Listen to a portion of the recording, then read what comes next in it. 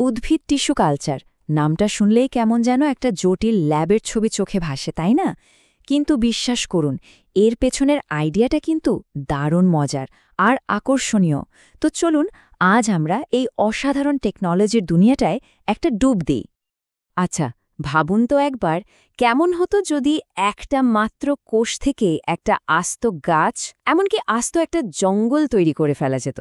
না না, এটা কোনো সায়েন্স ফিকশন মুভির গল্প না, এটাই কিন্তু উদ্ভিদ টিস্যু কালচারের একদম মূল কথা। এমন একটা টেকনোলজি যা জীববিজ্ঞানের অনেক নিয়মকেই নতুন করে ভাবতে বাধ্য করে। কিন্তু প্রশ্ন হল, এই প্রায় অবিশ্বাস্য কাজটা আসলে সম্ভব হয় কিভাবে? এর পেছনের রহস্যটা হল উদ্ভিদ কোষের ভেতরে লুকিয়ে থাকা এক ধরনের সুপার পাওয়ার। হ্যাঁ, উদ্ভিদ কোষের এই সুপার পাওয়ারটার একটা দারুণ নামও আছে, টোটি পোটেন্সি। এর মানে কি? এর মানে হল একটা গাছের প্রায় প্রত্যেকটা কোষের মধ্যেই কিন্তু পুরো গাছটা হয়ে ওঠার সব তথ্য, মানে একটা ক্যামেল ব্লুপ্রিন্ট লুকানো থাকে। বিজ্ঞানীরা শুধু ল্যাবে একটা সঠিক পরিবেশ তৈরি করে সেই ঘুমন্ত শক্তিটাকে জাগিয়ে দেন, ব্যাস। অবশ্যই এই টেকনোলজিটা কিন্তু একদিনে চলে আসেনি। এর পেছনে লম্বা একটা ইতিহাস আছে।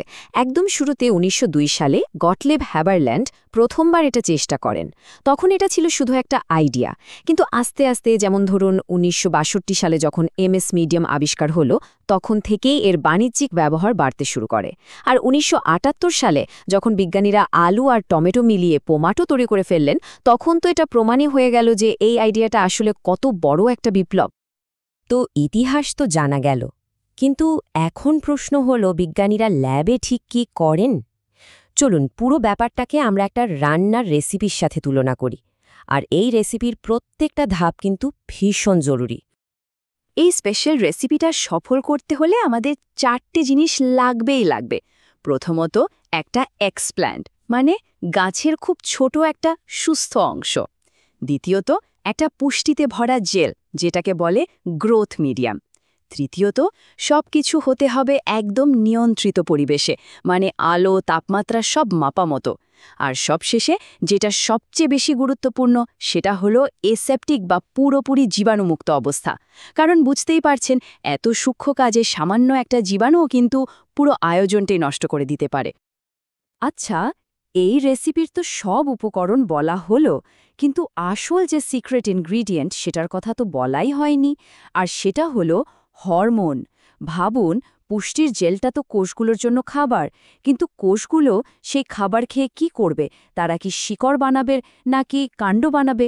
সেই নির্দেশটা দেয় কিন্তু এই হরমোন। আর এখানেই আসল মজাটা, বিজ্ঞানীরা যেন কোষগুলোর ডিরেক্টর হয়ে যান। তারা অক্সিন আর সাইটোকাইনিন নামের দুটো হরমোনের অনুপাত কম বেশি করে কোষগুলোকে নির্দেশ দেন। ব্যাপারটা খুবই মজার। যখন সাইটোকাইনিন বেশি দেওয়া হয়, তখন কাণ্ড গজাতে শুরু করে। আবার যখন অক্সিন বাড়িয়ে দেওয়া হয়, তখন তৈরি হয় শিকড়। আর যদি দুটোই প্রায় সমান সমান থাকে, তখন তৈরি হয় ক্যালাস, মানে কোষের একটা পিণ্ড, যা থেকে পরে যা খুশি তৈরি করা যায়।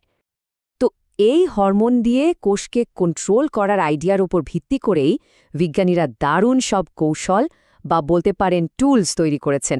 এক একটা টুল এক একটা বিশেষ কাজের জন্য। এর মধ্যে সবচেয়ে জনপ্রিয় টুলটার নাম হল মাইক্রোপ্রোপাগেশন। সহজ ভাষায় বললে, এটা হলো গাছের জন্য একটা হাইটেক ফটোকপি মেশিন। ভাবুন, গাছের একটা ছোট্ট অংশ নেওয়া হয়, সেটাকে ল্যাবে কালচার করে প্রথমে কাণ্ড বানানো হয়। তারপর সেগুলোকে কেটে কেটে আরও হাজার হাজার ক্লোন তৈরি করা হয়। শেষে সেগুলোতে শিকড় গজিয়ে মাটিতে লাগানোর জন্য তৈরি করে ফেলা হয়। বাণিজ্যিকভাবে অল্প সময়ে লাখ লাখ চারা তৈরির জন্য এর থেকে ভালো উপায় আর নেই।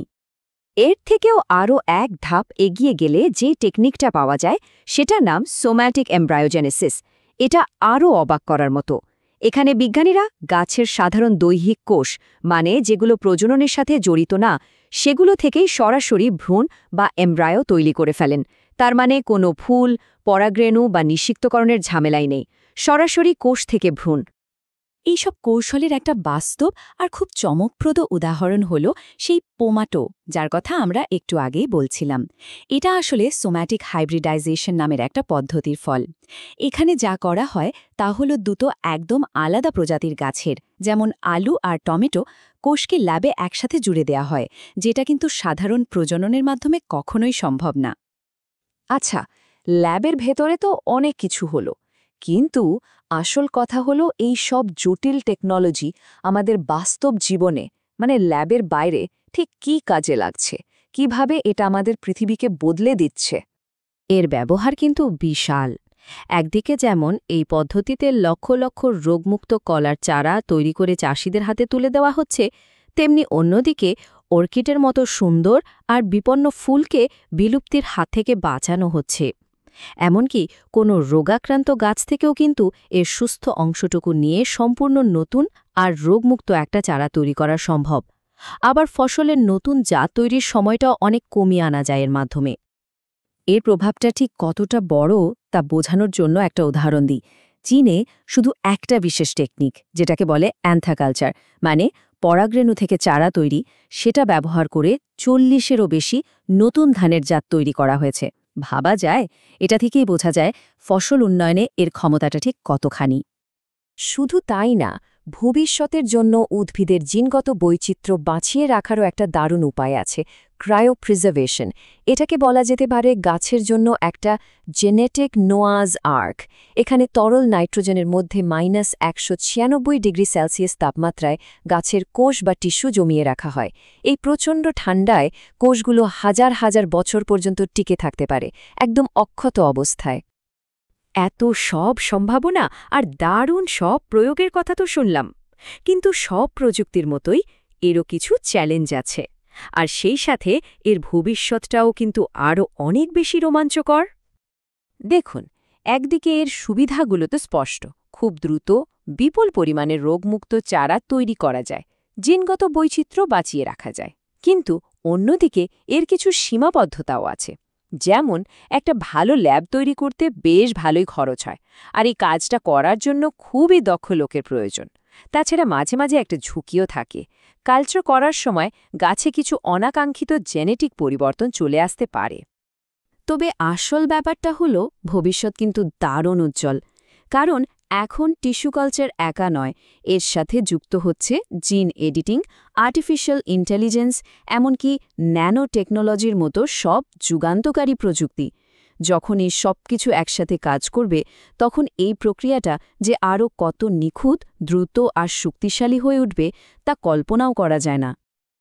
আর এর সরাসরি প্রভাব পড়বে আমাদের বিশ্বের সবচেয়ে বড় চ্যালেঞ্জগুলোর ওপর। ধরুন, জলবায়ু পরিবর্তনের সাথে খাপ খাইয়ে নিতে পারে এমন ফসল তৈরি, বা বিশ্বজুড়ে খাদ্য সংকট মোকাবেলা করা, কিংবা জীব বৈচিত্র্যকে রক্ষা করা। এই সব বড় বড় সমস্যার সমাধানে এই সমন্বিত প্রযুক্তি যে একটা বিশাল ভূমিকা রাখতে চলেছে তাতে কোনো সন্দেহ নেই। তাহলে শেষ প্রশ্নটা এটাই, এই টেকনোলজি কি আমাদের পৃথিবীর খাদ্য নিরাপত্তা নিশ্চিত করার আসল চাবিকাঠি হয়ে উঠবে? একটা কোষ থেকে পুরো জঙ্গল তৈরির এই ক্ষমতা কি শুধু পৃথিবীতেই সীমাবদ্ধ থাকবে, নাকি একদিন মঙ্গল গ্রহে বা মহাকাশে চাষাবাদ করার যে স্বপ্ন আমরা দেখি সেটাও সত্যি করে তুলবে? ভাবনার জায়গাটা কিন্তু বিশাল।